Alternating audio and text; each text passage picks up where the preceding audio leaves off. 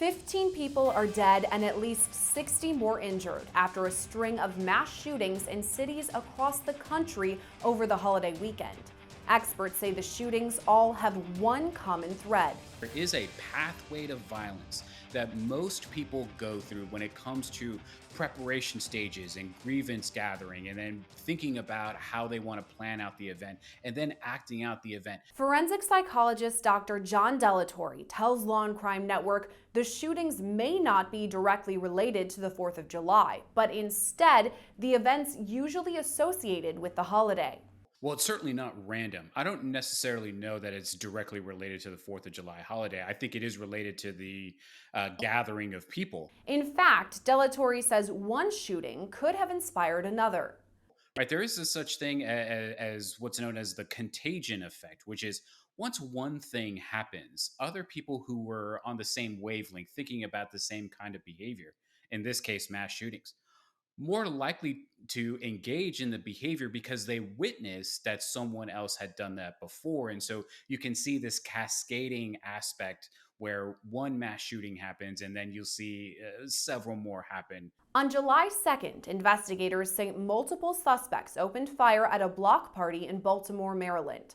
18-year-old Aaliyah Gonzalez and 20-year-old Kylis Fagbemi were shot and killed. 28 others were injured. Officials say most of the victims are teenagers, ranging from ages 13 to 19. Right now, Baltimore officials are still searching for multiple suspects. A $28,000 reward is being offered for more information leading to the arrest of the suspects. And while the shootings may seem sudden, Delatorre says it's not likely they were impulsive. Well, it's important for people to understand that none of this stuff happens just on a snap. No one just breaks. There's actually a long sequence of time that goes on between when someone feels this sort of idea that their life isn't worth living anymore. It turns from a suicidal ideation into a homicidal ideation based on the amount of anger and aggression and just sort of maybe jealousy. All these very negative, vulnerable feelings are going on. The person believes that the world has gone wrong for them and they need to set the world right in order to make the world make sense again. So this is a long drawn out process, gathering all the materials that they need to engage. That's not just something that happens just overnight. So this is a long process. On July 3rd, 5 people were killed and 2 more injured in Philadelphia when officials say 40-year-old Kim Brady Carricker opened fire. Investigators say Carricker wore a bulletproof vest and ski mask and began shooting an AR-15 aimlessly. Carricker now faces multiple charges, including multiple counts of murder, attempted murder, and aggravated assault. Carricker appeared in court on Wednesday and is now being held without bail. Local TV stations report that prior to the shooting, Carricker made disturbing posts to social media accounts. According to Delatorre, most of the suspects likely hinted at warning signs prior to the shootings. There's a lot of leakage, right? That means that the person wanting to engage in this has probably told multiple people that they are going to engage in this thing. And so there's a lot that's going on, a lot of yellow flags. And then subsequently, right, the closer we get to the event, the more red flags become prevalent. Just before midnight on July 3rd, officials say multiple suspects opened fire at a block party in Fort Worth, Texas. 3 people were killed and 8 more injured in the mass shooting. Officials say it happened at an annual block party celebrating the 4th of July holiday. Right now, investigators say it's too early to determine whether the shooting was a domestic dispute or gang-related. Delatorre believes it's possible at least one of the shootings is gang-related, though a deep understanding of the motive will take time.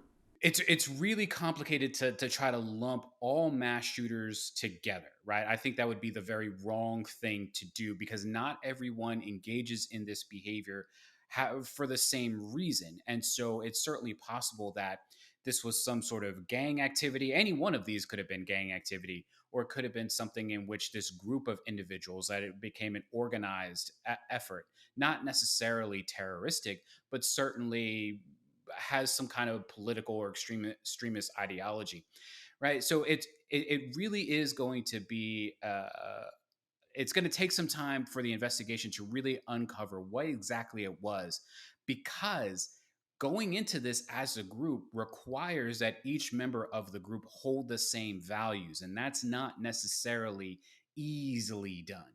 On the 4th of July itself, 4 people were killed and 7 more injured at another block party, this time in Shreveport, Louisiana.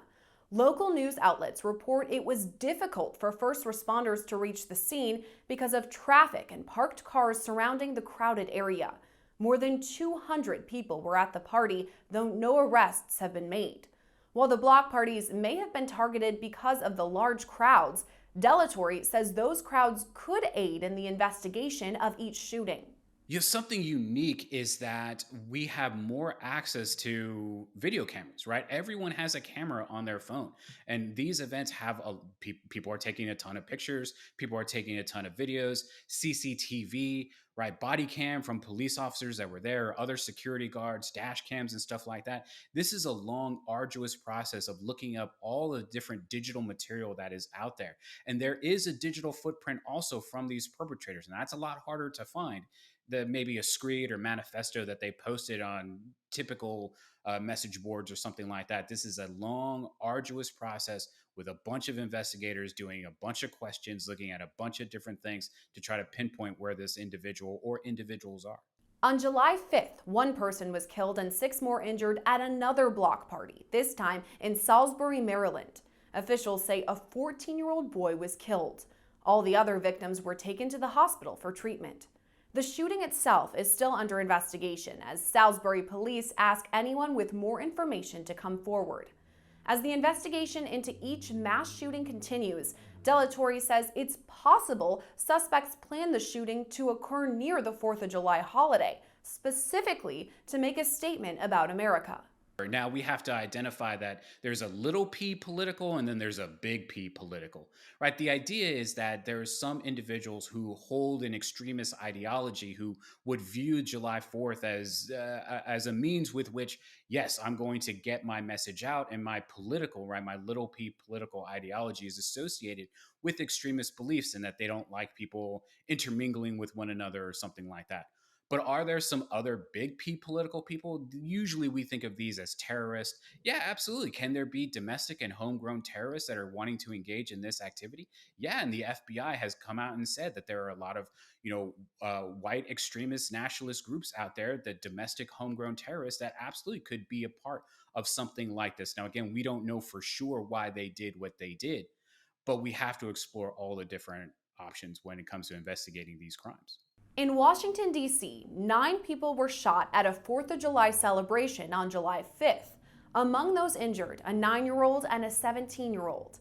Investigators say the shots were fired from a dark-colored SUV, only about 5 miles from the U.S. Capitol. So far, no suspects have been arrested in the shooting, and a motive hasn't been identified. Delatorre says it's possible past shootings or anniversaries could have inspired any of the holiday weekend shootings.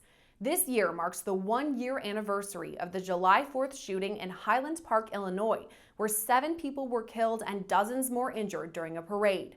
Delatorre says this event could have prompted other shootings this summer. We aren't mind readers, so we have no idea. Someone could easily have been holding on to that, that event, holding on to it for an entire year, and use that entire year to think about how they were going to engage in their own act, planning and gathering all the materials that they need to engage in their own act.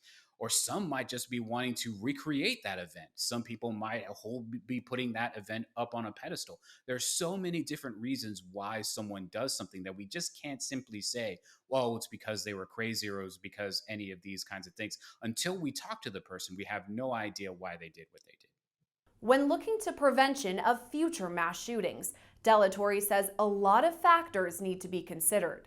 Generally, we had this conversation boils around two different topics, right? It is gun control and it's mental health. There is no mental health, mental illness. There is no diagnosis in which mass shootings is a criterion. So it is not mental health related. Now, that being said, there are some individuals who are struggling with their mental health, and those people can be put in very vulnerable positions to engage in acts that they wouldn't have done if they weren't suffering from mental health or mental illnesses. gun access, gun control, all of these things are aspects of it, but there's so many different problems. This is a wraparound thing. Our communities need better education. Our educators need to be paid more. There's so many different things infrastructure wise, right? There's so many different things, so many avenues for us to explore how to mitigate this problem, that it's not simply about guns or mental health. Of all the mass shootings over the holiday weekend, only a suspect in Philadelphia was arrested and charged. He's due back in court on July 24th. Officials say all the other mass shootings are still under investigation and ask anyone with more information to come forward. Reporting for Law&Crime Network, I'm Sierra Gillespie.